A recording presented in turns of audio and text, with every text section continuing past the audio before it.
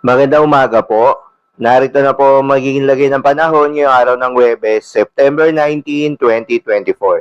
At Bagyong Helen nakalabas na din ng Philippine Area of Responsibility.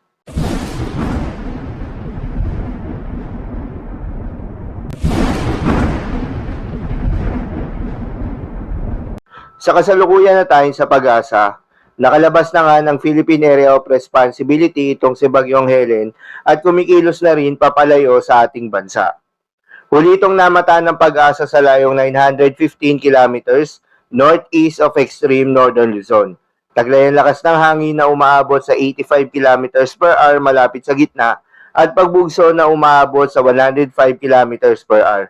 Kumikilos pa northwestward sa bilis na 40 kilometers per hour. Si Bagyong Helen nga ay naglandfall na sa Okinawa, Japan kaninang 10:20 ng gabi.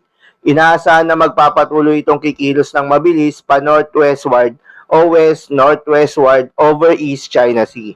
Hanggang sa maglandfall ito sa mainland China ngayong tanghali o mamayang gabi bilang tropical storm. Samantala si Bagyong Hener naman ay patuloy ang pagkilos papalayo sa ating bansa.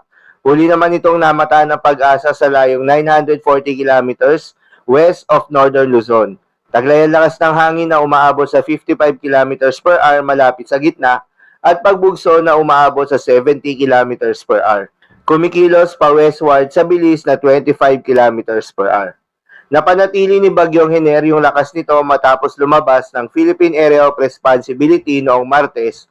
Ngunit inaasahan naman na lalakas ito bilang isang tropical storm ngayong araw bago tumama sa Central Vietnam. Samantala, kahit nasa labas na ng Philippine Area of Responsibility, sina Bagyong Hener at Bagyong Helen, patuloy pa rin itong palalakasin ng habagat na magpapaulan pa rin lalo na sa kanlurang bahagi ng Luzon sa mga susunod na araw. Habang isang potensyal na bagyo mula sa cloud cluster ang binabantayan sa monsoon trough kung saan nabuo sina Bagyong Ferdy, Bagyong Hener at Bagyong Helen na posibleng kumilos patungong Taiwan. Base na rin yan sa ipinapakita ng forecast model na ating ginagamit. Posible din ito palakasin ng hanging habagat, kaya naman patuloy nating babantayan na magiging development nito kung matutuloy o hindi. Paalala lamang po na ang mga nasabing forecast ay posible pa pong magbago. Kaya naman patuloy lamang magantabay sa mga update na ating ilalabas at ng pag-asa.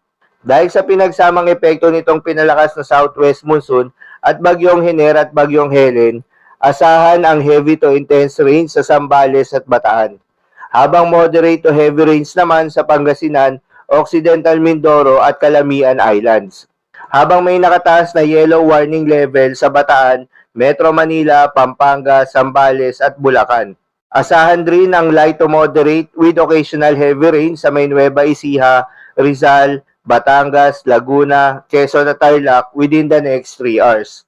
Light to moderate with occasional heavy rains naman sa Cavite na pwedeng magtagal ng 3 oras.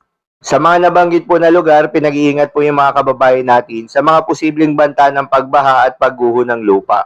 Para naman sa magiging lagay ng mga dagat baybayin, ayon sa pag-asa ay may nakataas pa rin na gale warning sa mga seaboards ng Bataan, Zambales, Occidental Mindoro at Palawan.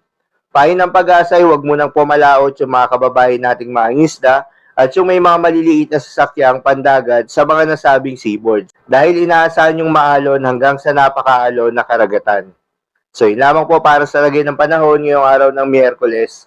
Keep safe everyone.